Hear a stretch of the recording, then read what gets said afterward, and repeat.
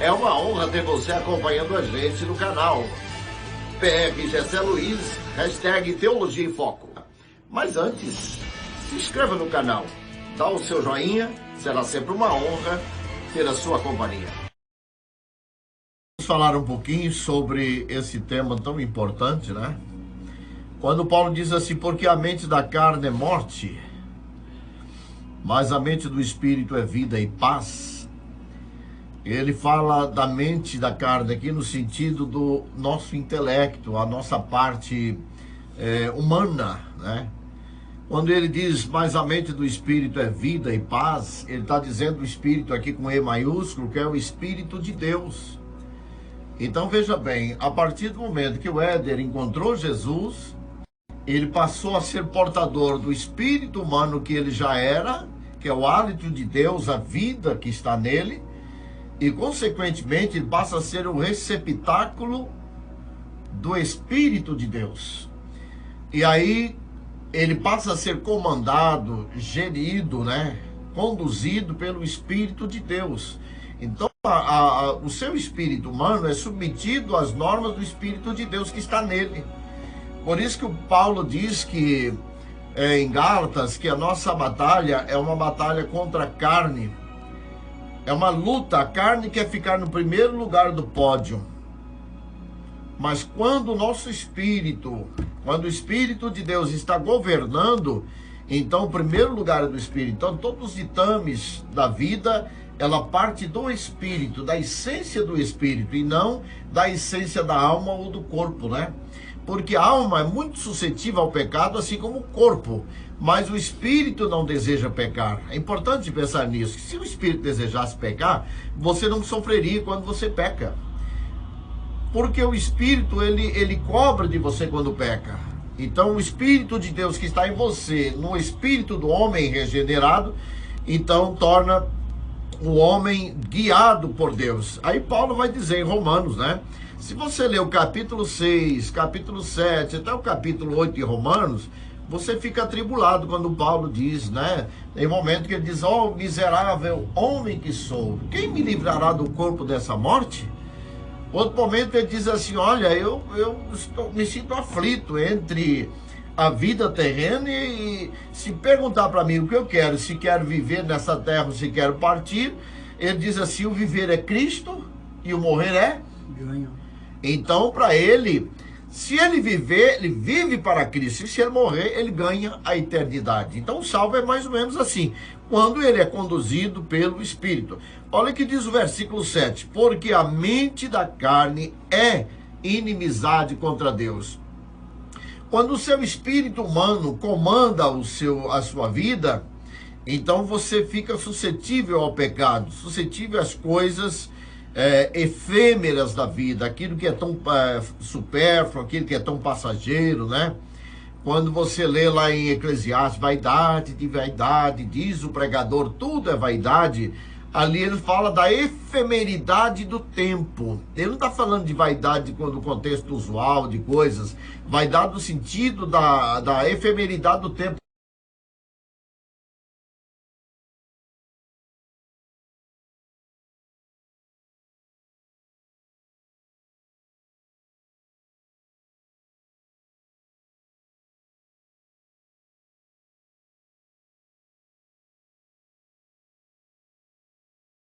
Então é importante ver que a gente é regido por dois espíritos, o espírito humano e o espírito de Deus. Então por isso que a gente tem essa capacidade de batalhar. Porque os que não têm o espírito de Deus, ele não consegue batalhar. Ele não batalha, o corpo domina. Consegue entender?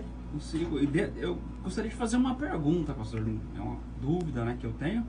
Assim, então quer dizer, sim, quando nós cometemos um pecado, isso falando do cristão, cometemos um pecado, existe uma luta dentro de nós. Como que o Espírito Santo de Deus, ele trabalha em nós, mostrando-nos a verdade, né, para nos tirar desse ato pecaminoso. É mais ou menos assim, o corpo e a alma não percebem o corpo estranho, né? Ele não tem ele não consegue fazer aquela defesa, o exército quando você se machuca, vem um monte de elementos do corpo, de anticorpos, né, que vem ali para combater aquele mal que está ali. Então ele junta tudo ali para defender o corpo, não é isso? Exato. O corpo e a alma não sente tanto quando pecamos, o que sente é o espírito. Quando você tem uma vida santificada, é claro que você se entristece na alma, você não fica feliz, mas o que leva mesmo, que sente dor pelo pecado é o espírito. O espírito é o que mais padece. Você lê lá quando eu estava dizendo, Paulo dizendo em Romanos, ele pega o capítulo 6, capítulo 7, e vai falando da batalha, né? Aí ele fala, miserável homem que sou, quem me livrará do corpo dessa morte? Ele fala sobre o espinho da carne, né? Sofrimento. Mas veja que lindo, quando chega no capítulo 8, ele diz assim, portanto, você sabe o que está escrito na sequência? Nenhuma condenação há. Olha, ele diz assim, olha, ele diz, portanto, ele vai usar aqui duas conjunções, e ele vai dizer assim, portanto, agora, ele usa um advérbio de tempo, né? E esse agora dele quer dizer agora na graça, agora que eu estou remido por Jesus. Portanto, agora, na graça, debaixo da graça de Cristo. Portanto, agora, nenhuma, vai usar mais um advérbio, né? Nenhuma condenação há. Usa o verbo haver aí no presente indicativo, dizendo, nenhuma condenação há para quem está em Cristo Jesus. Aí ele está dizendo com isso que a batalha da mente, a batalha do espírito, é uma batalha entre a nossa mente, a nossa carne, nosso espírito, né? É uma guerra. E quando ele chega no versículo 8, você vai lendo, você vai, poxa vida, se Paulo sente assim, onde eu vou parar então? Eu tô na roça, eu tô lascado. Mas quando você chega no capítulo 8, ele acende um holofote do tamanho do mundo pra gente. Ele abre um leque maravilhoso. Imagina os judeus, os judaizantes, lendo esse texto dele, né? Que vivia naquela batalha entre os parâmetros da lei, né? E os pecados que cometiam, os sacrifícios que faziam. Ele imagina que um judeu cristão, quando leu esse texto, essa fala de Paulo, deve ter abrido um leque tremendo. É como se um farolete tremendo batendo numa escuridão, abriu uma escuridão. Ele diz aí, portanto, agora, nenhuma condenação há para os que estão em Cristo Jesus. Esse em aqui dá a ideia de para dentro, escondido em Deus, né? O prefixo vai indicar isso, para dentro, estão escondidos em Deus, através de Jesus Cristo. Olha aqui, Edro, o que ele diz em Filipenses 3:13, ele vai dizer assim, irmãos, quanto a mim, não julgo que haja alcançado. É que os crentes olhavam para Paulo e diziam, Paulo é o cara, Paulo está por cima da carne seca, né? E se o Paulo não desmontasse aqui com esse texto, a gente entrava na ideia calvinista, né? Que uma vez salvo, salvo para sempre. Mas o Paulo desmonta essa conversa com esse texto. Aí diz assim, irmãos, versículo 13 do capítulo 3 de Filipenses. Irmãos, quanto a mim, não julgo que haja alcançado. Ele usa o verbo aqui no particípio, né, que é uma ação acabada. Não está terminada a minha carreira de salvação, né? Ele usou o verbo no particípio, diz, não haja o que eu haja alcançado.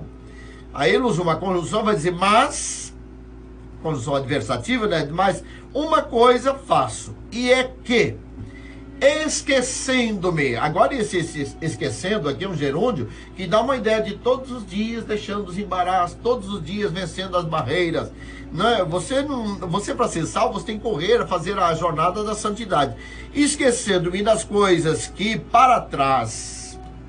Eu gosto da expressão para trás. Para mim a expressão atrás, ela não me contempla muito, porque atrás é aqui, a tradução do NVI, Nova Versão Internacional, ela vai dizer para trás. Atrás está aqui perto de mim, mas para trás está longe. E aí eu vou esquecendo os embaraços que para trás ficam, e aí ele usa o verbo gerúndio de novo, avançando para as que estão diante ou adiante? O que você acha? Para os nossos queridos irmãos aí, queimar um pouco aí de massa cinzenta aí, ele vai dizer para as coisas que estão diante ou adiante. E você vai encontrar as duas expressões. Mas a versão internacional, a NVI, vai dizer o seguinte, adiante. Porque adiante dá a ideia que alguma coisa está lá na frente que meus olhos ainda não viram. Deus disse para o rei Ciro, quando ele ia tomar Babilônia, ele disse assim, Ciro ali foi como um servo de Deus. Ele disse, Ciro, eu irei adiante, eu vou na frente de ti, eu vou endireitar os caminhos tortuosos, quebrar as portas de bronze e ferrolhos de ferros, e eu vou mostrar que eu sou Deus. Mas aí o texto vai dizer, vou adiante, eu estou indo na frente. Eu posso não estar vendo a ação de Deus, mas lá na frente Deus está abrindo caminho, e eu chego, puxa vida, eu pensei que ia ser mais difícil, mas alguém veio na frente e abriu o caminho. É isso que acontece. Na nossa luta entre a mente e a carne, ou entre o espírito e a carne, nós precisamos contar com essa presença de Deus, nem sempre no tete a tete diante, mas adiante. Deus sempre indo à frente, ajudando a gente a resolver os problemas, né?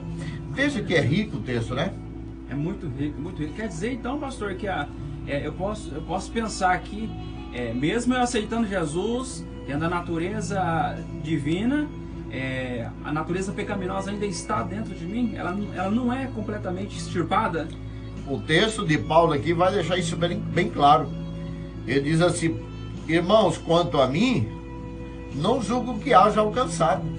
Ele está dizendo, eu tenho uma batalha. Ele mesmo vai dizer, eu tenho um espinho na carne. Ninguém sabe o que é espinho na carne dele, mas pode ser uma batalha espiritual, alguma coisa que ele sofria. E quando você fica triste porque você é tão atacado mentalmente, lembre-se disso, a batalha da mente, né? É importante pensar, a gente pega férias e fala, vou descansar, né? Pega férias para descansar fisicamente, e aí vai para os passeios, vão para as praias, vão para as fazendas, vão pegar as férias, né? E esquece que a nossa alma também precisa de férias. Às vezes a gente precisa dar uma arrefecer a nossa alma, porque os embaraços da vida e as tribulações nos esgotam, né? Então é importante que você acalma o seu espírito, confia em Deus. Como é que eu vou acalmar o meu espírito? Você já viu falar daquele filme, O Quarto de Guerra? Já assistiu ele? Não, já ouvi o comentário, ouvi as partes. Antes, quando você via falar O Quarto de Guerra, você pensava que era um lugar de batalha mesmo e tal, né?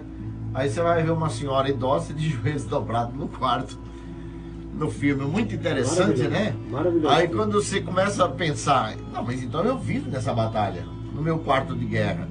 Sabe que tem muita gente que não vence e vive sendo vencido pelo diabo, não para na igreja, vive uma vida desgraçada, uma vida descontrolada, é porque ele não tem o quarto de guerra dele. E aí Paulo está dizendo desse quarto de guerra, né? Ele está dizendo, eu estou esquecendo todos os dias estou avançando, crendo que o Senhor está diante de mim. Ora o Senhor está diante de mim e outra hora o Senhor está adiante de mim. Diante é aqui, olha, no tete a tete, eu estou vendo, mas adiante está lá na frente. Atrás é aqui, olha, eu estou vendo o vulto aqui atrás de mim, mas para trás é longe de mim, né? Tem coisa que eu preciso jogar para trás. Sabe que tem gente que não vence? Tem gente que não vence, que quer servir a Jesus, mas diz assim, ó, pecado fica aqui, não fica muito longe não, que vai que eu desanimo aqui, eu volto pegar você, pecado. Eu quero continuar cometendo isso. Então não fica para trás, eu vou sentir saudades. Mas fica aqui atrás, aqui, porque vai que eu não consigo vencer a minha jornada e eu resolvo pegar você de volta. Misericórdia. Não, tem gente que faz isso na vida.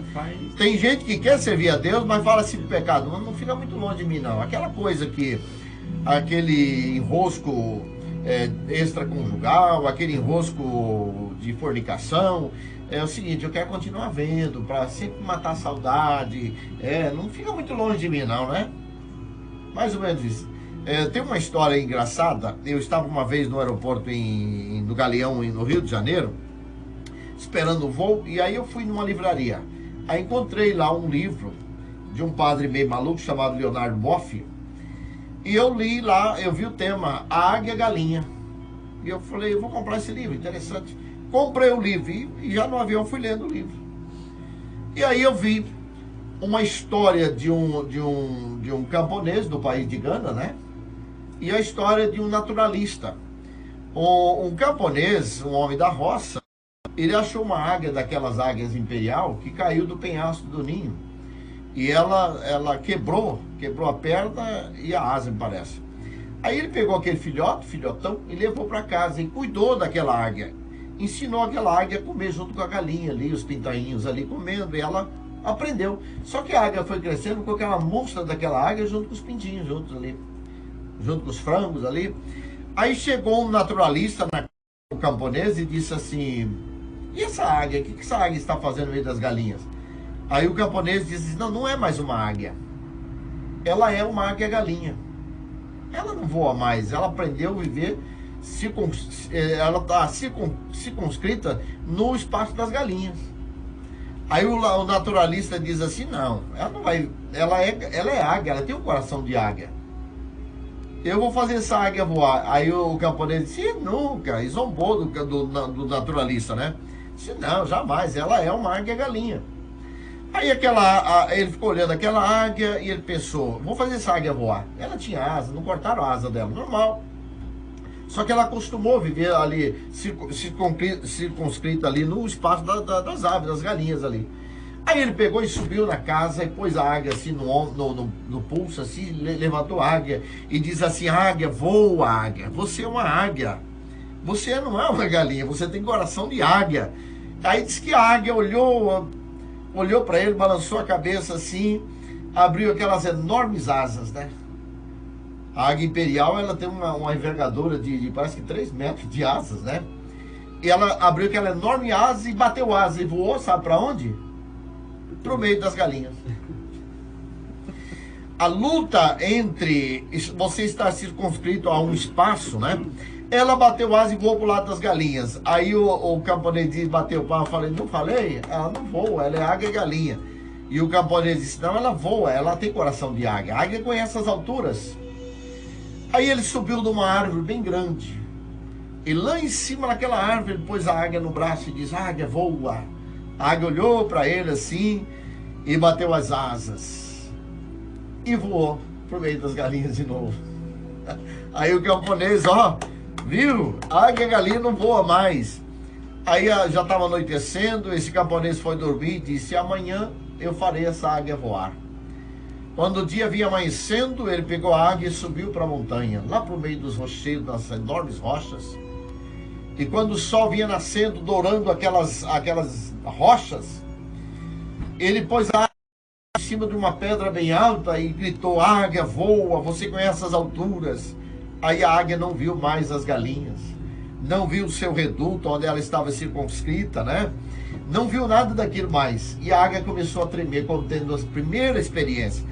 Abriu aquelas enormes asas e bateu asas e tomou o firmamento e sumiu. Glória.